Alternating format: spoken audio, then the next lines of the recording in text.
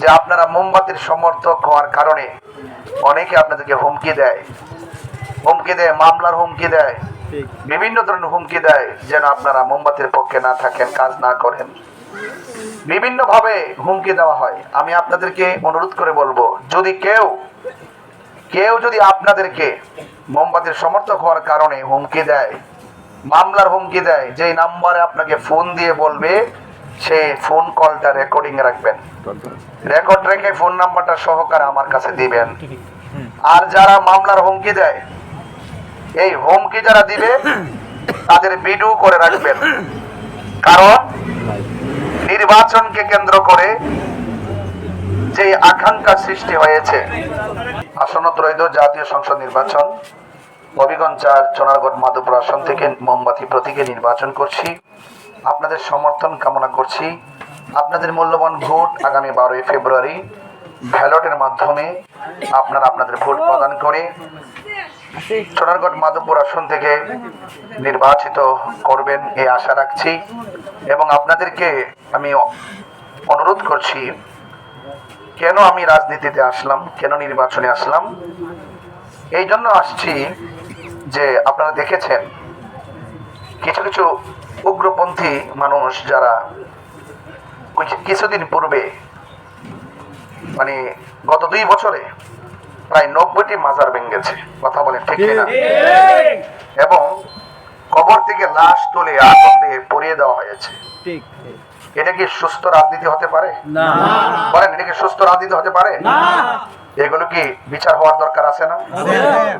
যদি এখনই যদি তাদেরকে এমনিতে ছেড়ে দেওয়া হয়, তাহলে দেখবেন ভবিষ্যতে আরো বড় ধরনের কাজ তারা ঘটাবে। এই জন্য দেশের শান্তি এবং দেশের সম্প্রীতি ফিরিয়ে আনার জন্য আমাদের সকলকে ঐক্যবদ্ধভাবে সিদ্ধান্ত নিতে হবে। আহলে সুন্নাত ওয়াল জামাত এই 55 বছরের ভিতরে এই দেশে একমাত্র শান্তিপ্রিয় দল আহলে সুন্নাত ওয়াল জামাত।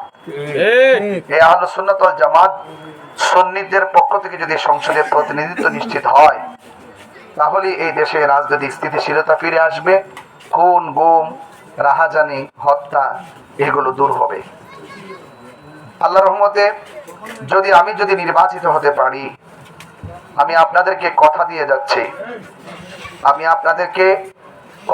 যাচ্ছি, অন্তত পক্ষে শান্তি, সম্প্রীতি আর সমৃদ্ধি লক্ষ্যে যতগুলো আপনাদের প্রয়োজন আছে, এই প্রয়োজনগুলো অত্যন্ত দৃঢ়তার সাথে আমি বাস্তবায়ন করব। এই প্রয়োজনের সাপেক্ষে আপনাদের পাশে থাকব। বিশেষ করে অর্থনৈতিকভাবে যারা বৈষম্যের শিকার, চা শ্রমিক ভাই বোনেরা, তাদের ব্যাপারে আমি বরাবরই বলেছি। আমি বাগান ঘুরেছি, বাগান ঘুরে 4 দিন আমি এই আপনাদের বাগানে এসেছি, শানখোলা ইউনিয়নে। এই 4 দিন পর্যন্ত ঘুরে আমি দেখেছি তাদের কষ্ট, তাদের দুঃখ, কি সমস্যা, এই সমস্যাগুলো দেখেছি।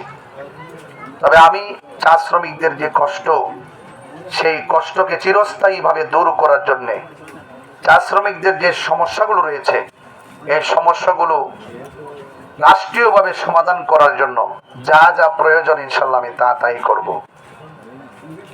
ব্যবসায়ী ভাইদেরকে অনুরোধ করে বলছি, আপনারা যারা ব্যবসা করছেন, আপনারা নির্বিঘ্নে ব্যবসা করবেন, কিন্তু কোন ধরনের চাঁদাবাজকে মাসিক কিংবা সাপ্তাহিক বা দৈনিক চাঁদা দিবেন না। সিন্ডিকেট স্ট্যান্ডে যে ভাইরা আছেন, আপনাদের সাথে যারা সিন্ডিকেট করে ব্যবসা করে, চাঁদাবাজি করে, আমি কথা দিচ্ছি, যদি আল্লাহ পাক আমাকে প্রতিনিধিত্ব হিসেবে কবুল করেন, চাঁদাবাজি, সিন্ডিকেট স্ট্যান্ড, বাস স্ট্যান্ড, ব্যবসা বাণিজ্য, এই সমস্ত জায়গা থেকে এই চাঁদাবাজদেরকে আমরা দূর করে ব্যবসায়ীদেরকে নিরিবিলি ব্যবসা করার জন্য সুযোগ করে দেব। আরেকটি কথা বলি, আমি শুনেছি আপনাদের পাশে, আপনাদের অনেকের বক্তব্যে এবং অনেকের অভিযোগ, অনেক ফোন করে আমাকে জানিয়েছেন যে আপনারা মোমবাতির সমর্থক হওয়ার কারণে অনেকে আপনাদেরকে হুমকি দেয়, মামলার হুমকি দেয়, বিভিন্ন ধরনের হুমকি দেয় যেন আপনারা মোমবাতির পক্ষে না থাকেন, কাজ না করেন। বিভিন্ন ভাবে হুমকি দেওয়া হয়। আমি আপনাদেরকে অনুরোধ করে বলবো, যদি কেউ যদি আপনাদেরকে মোমবাতির সমর্থক হওয়ার কারণে হুমকি দেয়, মামলার হুমকি দেয়, যেই নাম্বারে আপনাকে ফোন দিয়ে বলবে, সে ফোন কলটা রেকর্ডিং রাখবেন, রেকর্ড রেখে ফোন নাম্বারটা সহকারে আমার কাছে দিবেন। আর যারা মামলার হুমকি দেয়, এই হুমকি যারা দিবে তাদের ভিডিও করে রাখবেন। কারণ নির্বাচনকে কেন্দ্র করে যে আকাঙ্ক্ষা সৃষ্টি হয়েছে জনগণের মধ্যে, একটু রাস্তাটা দিয়ে দেন, একটু চাপেন, আপনারা সবাই একটু চাপেন। কেমন আছেন? আলহামদুলিল্লাহ। Thank you. ঠিক আছে, একটু রাস্তা দিয়ে আমি অনুরোধ করছি, যদি কেউ মোমবাতির সমর্থক হওয়ার কারণে কেউ যদি হামলা মামলার ভয় দেখায়, তার ভিডিও রাখবেন, ভিডিও রেখে আমার কাছে দিবেন। ইনশাআল্লাহ আমি নির্বাচন কমিশন, বিভাগীয় নির্বাচন কমিশন, ইউনূস স্যার এবং প্রশাসনিক মাধ্যমে সেই হুমকিদাতাদের বিরুদ্ধে আমি আইনি ব্যবস্থা গ্রহণ করব। আর মনে রাখবেন, যদি এই এলাকায় কোনো এরকম লোক থাকেন, আপনি আমার কাছ থেকে একটু নির্বাচনটা কিভাবে করতে হবে জেনে রাখেন। নির্বাচন করবেন শান্তিপ্রিয়ভাবে, যার যার ভোট স্বাধীনভাবে যাকে মনে চায় তাকে দিবে। কথা কন, ঠিক কিনা? তাহলে আপনি বাবা হুমকি দেন কেন?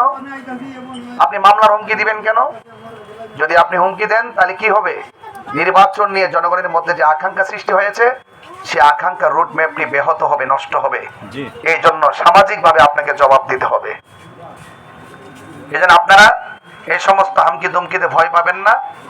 যারা এগুলো করেন, আমি বলবো দমন পীড়ন রাজনীতি বন্ধ করেন, আদর্শের রাজনীতি করেন, ভালোবাসার রাজনীতি করেন, মানুষকে ভালোবেসে রাজনীতি করেন, মানুষের সুখে থেকে পাশে থাকেন, আর আল্লাহর উপরে ছেড়ে দেন। জনগণ রায় দিবে, আর কে হবে এমপি, এই প্রতিনিধি কে হবে, ফায়সালা আল্লাহ করবেন। কথা কন, ঠিক কিনা? তো এই জন্য জোর করে কোনো কিছু হয় না। আমরা তাওয়াক্কাল তো আল্লাহ। আমরা নির্বাচন করতে আসছি মানুষের অধিকার ফিরিয়ে দেওয়ার জন্য। আমরা প্রতিনিধি হতে চাই মানুষের দুঃখ কষ্ট দূর করার জন্য। একটু রাস্তাটা ক্লিয়ার করে দেন। দুঃখ কষ্ট দূর করার জন্য আমরা মানুষের কাছে শোষক কিংবা শাসক নয়, আমরা সেবক হিসাবে কাজ করতে চাই।